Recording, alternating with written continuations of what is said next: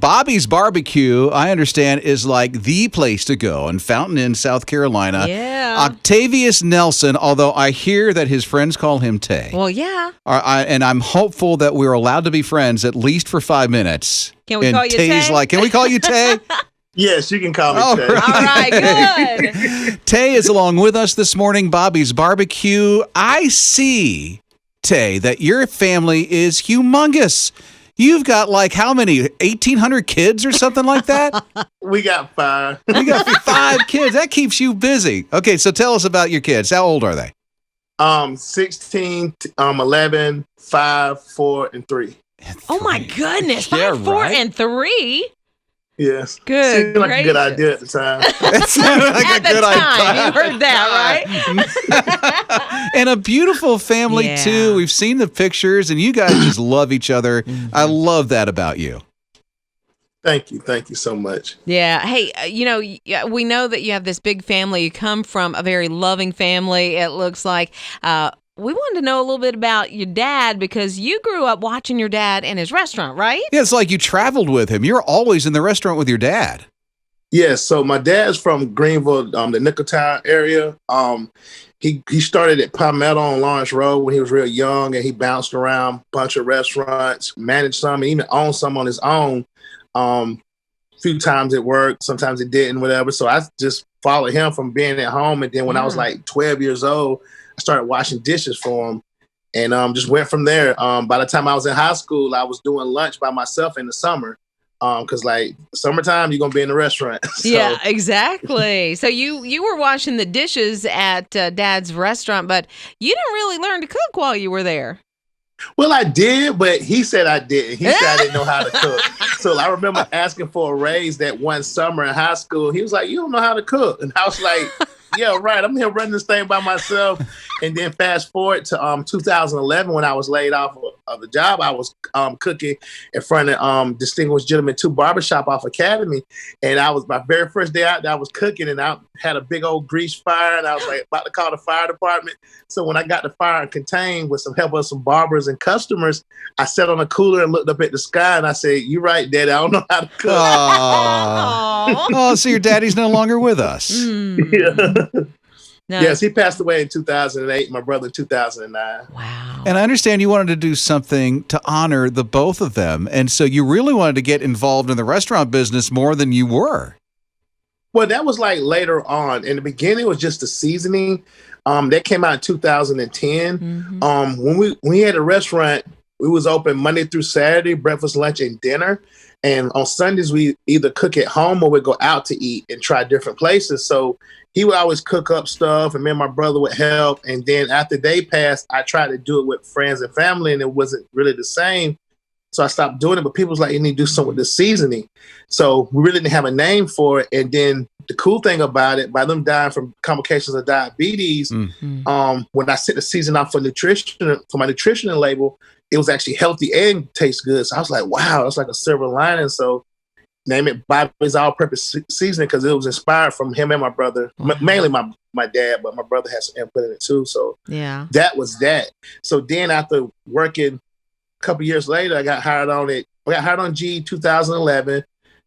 Next following year, I met my wife. Then we got married. Then I started doing barbecue as a hobby. And I was putting the seasoning on my barbecue and stuff. And people was like, "You need to do something with this."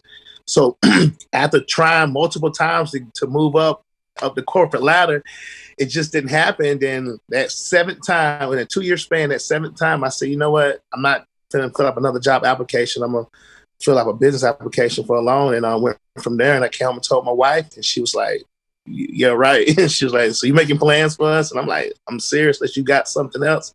Yeah, but And you she's like, learned "Okay." you learned like how to cook in an unconventional way. You went to YouTube to learn how to cook and to run your business. That is correct. So that very first time I cooked on the grill, but I used it as a smoker, I went to YouTube. I looked at a ton of videos. Some was complicated. Some had too many steps. Some didn't make sense. And then right before I got ready to quit, I ran across this guy. He was cool, nerdy, laid back, and I was able to cook a pork butt and some pork ribs. And My wife came home from the baby shower when she was pregnant with Lady, our 5-year-old now, and she loved it. So I just kept on. And kind of found out that was Aaron Franklin from Austin, Texas. Like everybody knows about him, but I didn't know at the time. And then started doing brisket and stuff, and just went from there. But yes, YouTube, from learning how to cook to learn how to run a business, reaching out to people through YouTube and like everything. Like I look at YouTube at least once a day. You can learn anything on YouTube. Yes, how to fix your car, fix your Right? refrigerator, garbage disposal, but mainly like, yes, cooking, running business. And I still learn how to do barbecue now because people are always going to get better. You're not going to be the best. That's like very shallow thinking. So you always learning. And I send stuff to our teammates at work, like training purposes and stuff like that. And I even save my videos. I even watched those videos from like 6 years ago still, like stuff still jump out at me. That is so good. I love that. Now it's Bobby's Barbecue and Fountain Inn that everybody goes to. Yes. Well, that's what we hope. We hope they keep coming out, and just, especially with everything going on, we truly blessed, man. It's like a bittersweet thing. Like you bless, then you see other people struggling. So, you just count your blessings, try to love on people through food, and just build a better community. Yeah, but you're providing not only that good food, but man, some jobs for the people in that community. So you're really doing it. Honoring your dad and your brother very well. Well, thank you. It's the good Lord. And I say that because when I lost them back to back, Lord, he had to pick me up. He's been carrying me ever since. Probably been carrying me before then, but I truly saw him during that time. Yeah, and you're still living for him. Crew. I love it. Yeah, and I can't wait to come have some barbecue myself. I got to come and visit, Tay along with us this morning on His Radio. It is His Morning Crew. If you missed any of our time with Tay, go to our website, hisradio.com, Apple TV, and Roku, and see it in the video replay. His Morning Crew. Silliest debate I've ever heard of in my life. Okay, we're going to clue you in. It's Rob and Liz on His Radio. So we've been talking about PSL for a long time in life, right? Yeah. The PSL has been around for a while. If we say PSL, do you have any idea what we're saying? Because we know, Rob and I both know what each other is talking about when we say PSL. PSL. And it's pumpkin spice latte. Right. So the young pups in the room, Right. which are producers, are video producers of His Radio TV, they're like, are you talking about pumpkin spice latte? Yeah. Why is you don't understand what PSL is?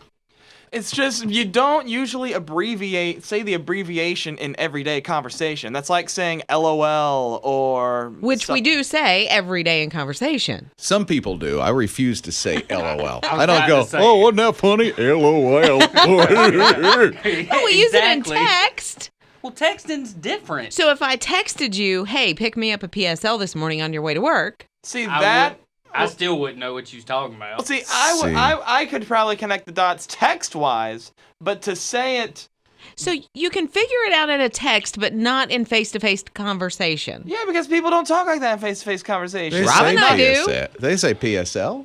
PSL? A lot of people say PSL. Yes. I don't know. I'm 22, and I've never heard anyone my age say it. He had to put that in, didn't he? That's because, coffee is for adults. You're still ordering the child-size hot chocolate. You're getting your little soda. You're getting and the Happy lukewarm Meal. hot chocolate. Okay, 800-447-7234. What do you say? It's His Radio. His Morning Crew.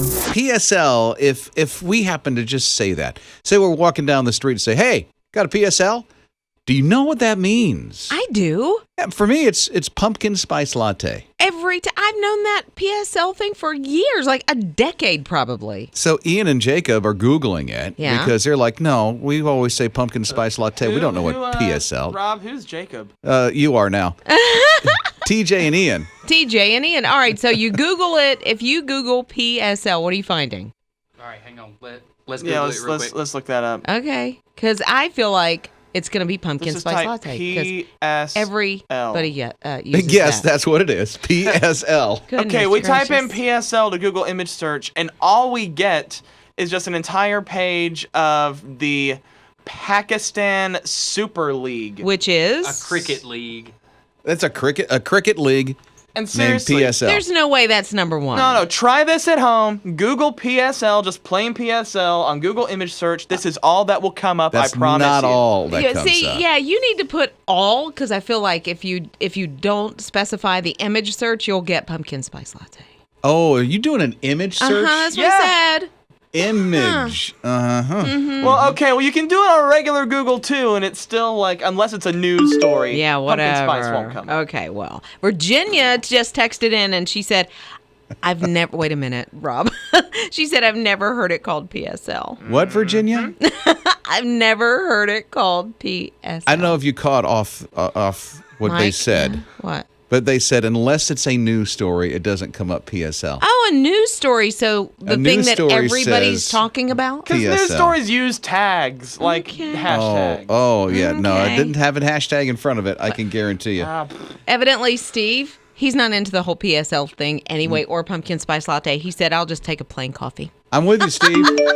Totally like 'em. with you. Tiffany, help us out here. What do you say a PSL is? So I think, like, if it's a hashtag, it's PSL. But if you're speaking it, everybody says pumpkin spice latte. Okay. So maybe we just speak in hashtags. I all go the time.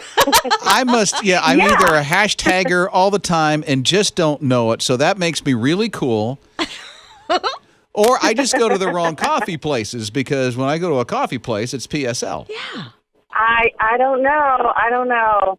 That's what I've seen. If I would have said PSL before pumpkin spice latte, would you have known what I was talking about? You got me there. I would. I would know what you meant. See, that's because it's been ingrained since the beginning of time. Or at least the late 90s. Yeah. If you say PSL. When the dinosaurs were drinking coffee. Yeah, right? And they do drink coffee, don't they? So we got a text from Vanessa, and she said, I'm 37 years old. I've never heard it called a PSL. However, being a mom with 3 little kids, if it'll save me 2 syllables of talking, I'm down with it. There you go. Rob and Liz. His Morning Crew. Okay, we're going to check in to our open mic on the My HISRadio app. Oh, good. Got a great open mic that came in this morning. Oh, okay. So Early. this is our My HISRadio app. There's an open mic feature. You can literally record a message through the My HISRadio app, available on Google Play and the App Store. And here's what came in. Hi, my name is Brenda. I'm from Chicago, and I just wanted to let you know how grateful I feel to have found you, to have your number and be able to text and receive prayer.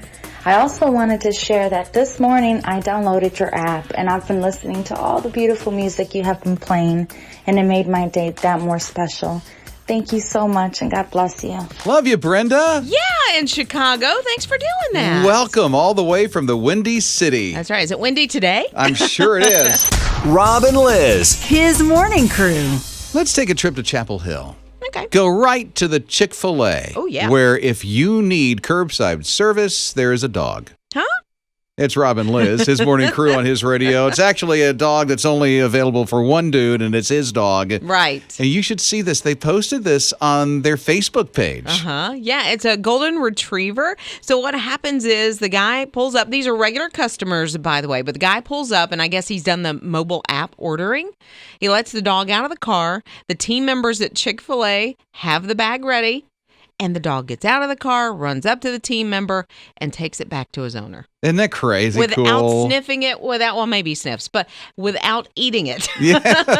I'm sure he gets a fry. I'm sure he gets something. The dog gets yeah. a couple of things. Caraway Village, Chapel Hill, Chick-fil-A is where that is. And it's cool. We're going to show it on his radio TV so you can literally see this yourself. Yeah, the dog is so happy. It's like that is the highlight. I don't know if the guy goes every single day, but it seems like this is just the highlight of that dog's day. Yeah, because you can hear in the background the My Pleasure dude.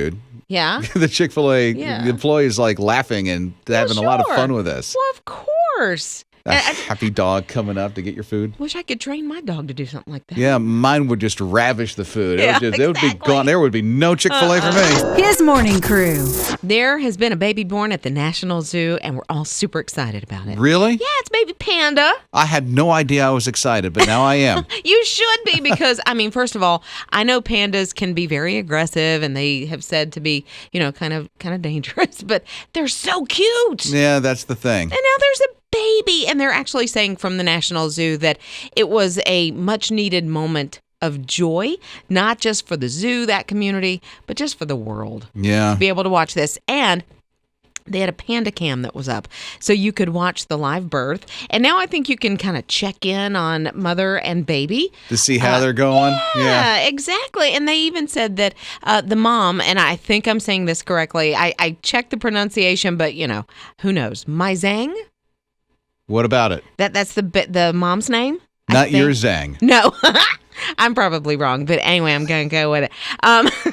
She took to the baby immediately because there's always that concern that they won't necessarily take to the baby. Oh, I didn't know that. Yeah, Really? and Okay. I don't mean just pandas, just in, I guess, in the wild anyway, or in a zoo the animal situation. kingdom. Yes, exactly. And so, no, she immediately was cradling and cuddling and Oh, good. yeah, taking She's a care of good her. mom. She is a very good and super cute mommy.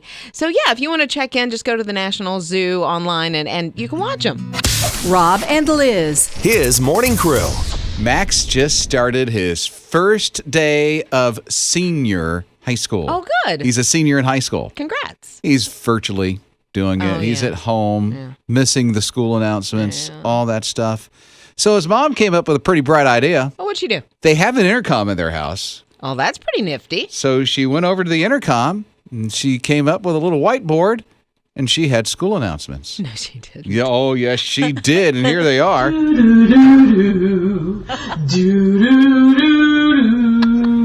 Okay, now wait a minute. I do have to ask this. Okay. Did they have chimes like that at your school when they did school announcements? I think it was more about boom, just one long bell. One long I don't bell know at about your the school, chimes, but yeah. she really got into it. Hey, okay, here it is again.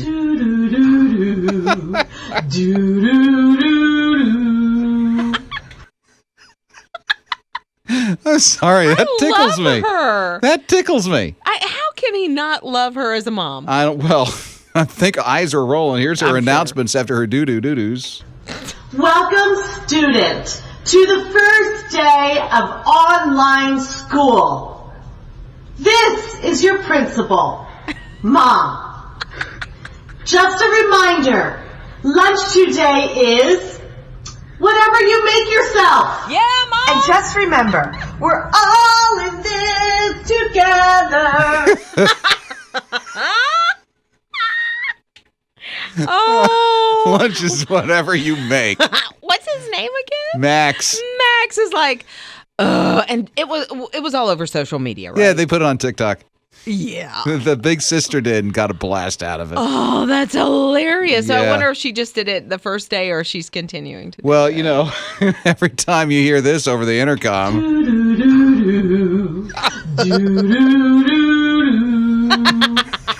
She's at it again. it's like, Mom, come on, enough here. That's great. I love her. Get it.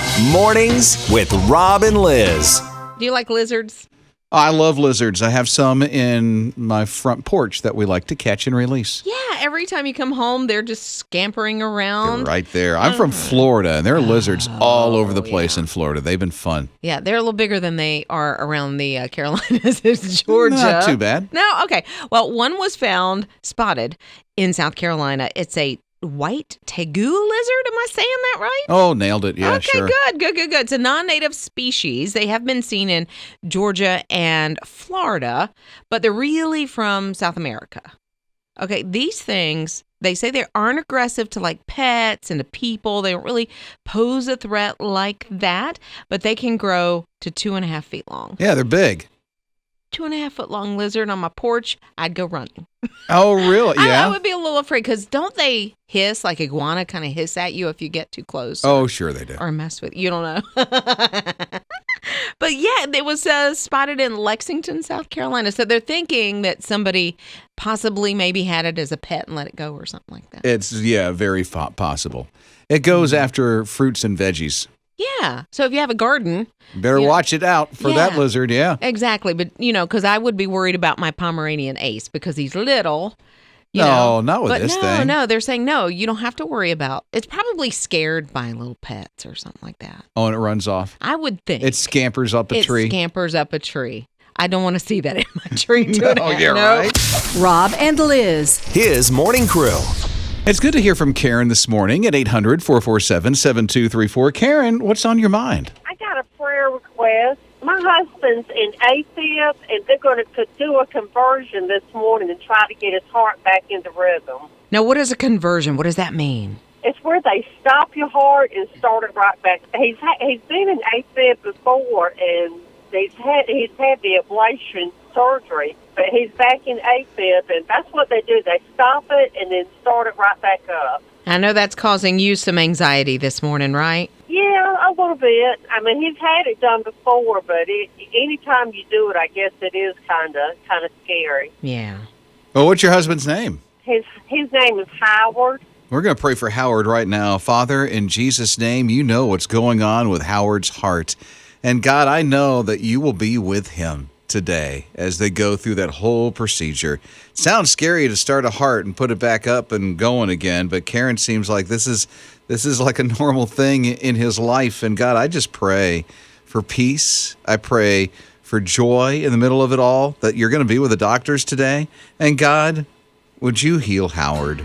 May he have a whole heart. We thank you for that. It's in Jesus' name that we pray. Amen. Thank you. You're welcome, Karen. We're going to continue to pray today, okay? Sounds like a plan. Rob and Liz. His morning crew. Here's Patricia and Kim. They are both teachers of second graders, and they looked at each one of those second graders and said, you get a Jeep, and you get a Jeep, and you get a Jeep. It's Rob and Liz on His Radio. And it was super cool, and they did it all for $200. So you ask, how did they get every second grader a Jeep for $200? How did they get every second grader a Jeep for $200? I knew you were going to ask that. They made them out of their desks at school. It's so cool to see. So they have a windshield, and it's plexiglass. Right. As you can see, they're thinking about being social distanced. Yep. And then, of course, they used all the construction paper and colors, and so they made wheels around the legs. Yep. They've got the whole grill of the Jeep in front of the desk. Yep. They even have nameplates on there for the license plate part. So the kids know exactly where they're supposed to sit. And what's great about this is because it looks like a Jeep. First of all, that's super fun for all of them. But the plexiglass keeps them socially distanced. And they can still see their friends. They can see the board. They can see the teacher. It's not impeding their learning at all. And the teacher can see if they're cheating. I don't think they're looking at them to see if they're cheating. Maybe, but yeah. I would. They're second graders. But it's so cool because it's super colorful, and they spent about $200 to do it. But I think the school district said, we'll reimburse you. Yeah, they did it out of their own pocket. Yeah. They said, let's just get together, make something fun for the kids. It's all social distance. Some days they're here, some days they're not. Yeah. And while they're here, let's just make it as safe as possible for them. Yeah, and I think a lot of teachers, a lot of educators are coming up with ways to keep the kids engaged, having fun during all of this, because the mask thing has got to be, especially for the little kids, getting them distracted, wanting to shoot them across the room. Hey, it distracts me and I shoot mine across the room. Just think about second graders. His morning crew. So we were talking about these two teachers that created Jeeps into the desks, or the desks into Jeeps, I guess I should say, to kind of get the kids excited about being socially distanced. I kind of like the idea of making Jeeps into desks. Okay, I do too. It's a cool vibe, just like that. Then we're hearing about what some people are doing for their kids to make it a little bit easier for school. Yeah. So Jeanette said, I have a second grader, and to help with the mask, I let him pick out the fabric he was interested in, and that sort of made it more fun for him. So he has several different to choose from. He has arrows, he has Black Panthers, sharks, and then a Baby Yoda mask as well. What a cool mom. I think so too. And I think anytime you can get the kids involved, whether it's making masks or helping you make dinner, they become proud of what they have created and are more likely to use it a lot longer. Wait a minute. So if I get my youngest to actually cook, he would eat? He would eat. Do you think so? Yeah, I did that with my kids. My youngest used to help make dinner quite a bit, and yeah, he would be a little more invested in it. So. Okay, because ours, he likes to do his own thing. He's really independent. And I love that he's independent. Sure. But I'd like for him to eat with us at the dinner table. Is he a little more picky about certain things? Kinda. Yeah, well, not really so bad. Well, we'd have hamburgers at McDonald's every night if we let him pick. Well, sure. Well, that's every kid, I think, just about. But let him pick the vegetables that you're going to have. Maybe it's his favorite vegetable, but maybe he ventures out into something else next time. And he can eat it. Yeah. Yeah. Not bad. Yeah. I should make him do the steak and potatoes. Yeah, the things you want. Exactly. You know where I'm going with this. Mornings with Rob and Liz. Well, good news. Some Apple stores are starting to open back up. Yep. That's been like, I want to go to the Apple store, but some of them are closed. Some around here are closed. Yep. Not all of them, but some around here are closed. Well, I just saw that they're getting ready to open an Apple store, and it's brand new. Okay. Ooh. That's weird, isn't it? Yeah, a little Pandemic, stores are closed, but yet they're getting ready to open one. Get a lot of construction done. I know this is in Singapore, but wait till you hear about it. Okay. This one floats on water, and it's a globe. What? Yeah, it's a globe. Literally, you've got to get on a dock to get into this Apple store. That sounds super cool. It's in Singapore, so they've got Singapore is like a New York City, you know? So it's a big city with a lot of big high rises, and out in the little harbor where they are, and they have this dock that you have to walk to get into this Apple store. It looks like a cool globe-looking UFO with an apple on it. I mean, it's a ball. Literally, it's a globe that's floating in the water. Yeah, like it's glowing in the dark. This is a store. This is literally an Apple store. And during the day, it looks cool. Yeah. During the night, it looks spectacular because it lights up. Wow. I wonder because the line at an Apple store is usually fairly long. Yes. I wonder what the line for this one would be like. It's pretty short now because it's not open yet. It's not open yet. But when it social does. distance, you know that's going to line up into the street from the dock. From tourists and people that need to see the geniuses in there. Yeah. I've never been to that part of the world. No. But I would like to visit this Apple store. Just to go here. Just to see it. Yeah. That's pretty cool. Maybe they'll open up one in the Carolinas and Georgia. What do you think? Well, put one in a lake or over in the Atlantic, huh? That would be nice. You want it in a lake? In a lake. Yeah, because the ocean would make you a little sick, huh? A little bit, yeah. A little waving like that. I just wanted an iPad. I didn't want seasickness. Can you reboot this? Rob and Liz. His morning crew.